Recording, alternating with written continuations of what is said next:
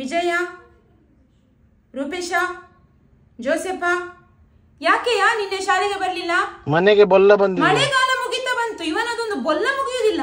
365 ದಿನವೂ ಬೊಲ್ಲ ಇವನ ಮನೆಯಲ್ಲಿ. ಟೀಚರ್ ಅನ್ನೊಂದು ಮಂಗ ಮಾಡುವ ಅಂತ ಅಲ್ಲನಾ? ಅನ್ವರ ಬಂದ. ಮಹಾರಾಜರ ಮೊಮ್ಮಗ ಬರ್ತಾ ಇದ್ದಾರೆ ಬಹುಪರಾಗ್ ಹೇಳಿ. ಎಲ್ಲ ಎದ್ದು ನಿಲ್ಲಿ ನೋಡುವ, ಚಪ್ಪಾಳೆ ಹೊಡೆಯಿರಿ ಇವನಿಗೆ. ಶಾಲೆಗೆ ಬರ್ಲಿಕ್ಕೆ ಹೊತ್ತು ಗೊತ್ತು ಇಲ್ವನ ಅನ್ವರ? ಎಂತದ ಇದು? ನಿಂಗೆ ತೋಚಿದ ಹಾಗೆ ಶಾಲೆಗೆ ಬರುದನ? ದಿಬ್ಬಣಕ್ಕೆ ಬಂದದನ ಮದುವೆದ್ದು? ಅವನ ವೇಷ ನೋಡಿ, ಅವನದ್ದೊಂದು ಕಾಲಿಗೆ ಒಂದು ಎಂತೆಂತದು ಒಂದು ಚಿತ್ರ ವಿಚಿತ್ರದ ಚಪ್ಪಲಿ ಹಾಕೊಂಡು. ಅಬ್ದುಲ್ಲಾ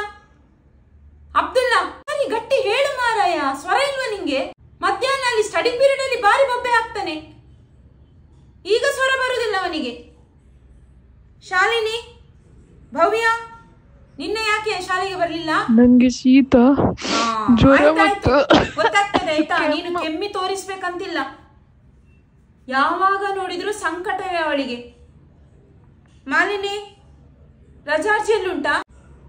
ನನ್ನ ಮನೆಯಲ್ಲಿ ದೊಂಪ ಇರುವ ಕಾರಣ 3 ದಿನಗಳ ರಜೆಯನ್ನು ಕಳಕಳಿಯಿಂದ, ಅದು ಕಳಕಳಿಯಲ್ಲ ಕಳಕಳಿಯಿಂದ ಕೇಳಿಕೊಳ್ಳುತ್ತೇನೆ. ಹೆತ್ತವರ ಸಹಿ ಇಲ್ಲ ಅದರಲ್ಲಿ. ರೂಪೇಶ, ರೂಪೇಶ ಬಂದಿದ್ದಾನ ಇವತ್ತು? ಏನ ರೂಪೇಶ, ಇವತ್ತೆಂತ ಹುಣ್ಣಿಮೆಯ ಅಮಾವಾಸ್ಯೆಯ? ಮತ್ತೆ ನೀನು ಬಂದಿದಿ ಮಾರಯ್ಯ. ನೀನು 15 ದಿನಕ್ಕೊಮ್ಮೆ ಅಲ್ಲ ಬರುದು ಶಾಲೆಗೆ? ಶಾಲೆ ಗಟ್ಟಿ ಉಂಟಾ, ಟೀಚರ್ ಬದುಕಿದ್ದಾರ ಅಂತ ನೋಡಿ ಹೋಗುದಲ್ಲ ನೀನು, ನಿನ್ನ ಮುಖಾರವಿಂದವನ್ನು ತೋರಿಸ್ಲಿಕ್ಕೆ.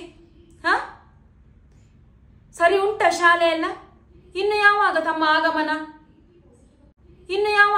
ಆಗಮನ? ಬಾ ಮಾರೆಯ ಶಾಲೆಗೆ. ಅಷ್ಟು ನೋಟ್ಸ್ ಬರೀಲಿಕ್ಕುಂಟು ನಿಂಗೆ, ಯಾವಾಗ ನೀನು ಬರೆಯುವುದು? ಎಲ್ಲ ನಮ್ಮ ಜೀವ ತಿನ್ಲಿಕ್ಕೆ ಇವರು ಬರುದು ಶಾಲೆಗೆ, ಸುಮ್ಮನೆ ನಮ್ಗೆ ಒಂದು ಕಿರಿಕಿರಿ ಮಾಡ್ಲಿಕ್ಕೆ. ಟೀಚರ್ ಎಂತದ ನಿನ್ನದೆಂತದ? ಇವತ್ತು ಮಧ್ಯಾಹ್ನ ಲಾಸ್ಟ್ ಪೀರಿಯಡ್ಗೆ ಬೇಗ ಮನೆಗೆ ಹೋಗುದಾ? ಅಜ್ಜನ ಬೊಜ್ಜ. ಮೊನ್ನೆಲ್ಲ ಹೋದ ತಿಂಗಳು ನಿನ್ನ ಅಜ್ಜ ತೀರಿಕೊಂಡದಂತ ನೀನ್ ಹೇಳಿದ್ದು. ಅದು ಬೇರೆ ಅಜ್ಜ. ಮತ್ತೆ ಇದು ಯಾವ ಅಜ್ಜ?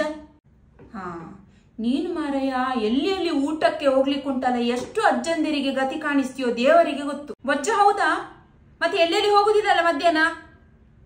ಬರುವಾಗ ಬೊಜ್ಜದ್ದು ಲಾಡ್ ತಕೊಂಡ್ ಬರ್ಬೇಕು, ನನ್ಗೆ ತೋರಿಸ್ಬೇಕು, ಗೊತ್ತಾಯ್ತಾ? ಭಾರತಿ, ಆ ಭಾರತಿಯನ್ನು ನೋಡಿ ಕಲಿಬೇಕು ನೀವು ಎಲ್ಲರೂ. ಒಂದೇ ಒಂದು ದಿನ ಶಾಲೆ ತಪ್ಪಿಸುದಿಲ್ಲ ಅವಳು. ಎಂತದೇ ಆಗ್ಲಿ ಅವಳು ಶಾಲೆಗೆ ಬರ್ತಾಳೆ. ಅವಳನ್ನು ನೋಡಿ ಸ್ವಲ್ಪ ಕಲಿ.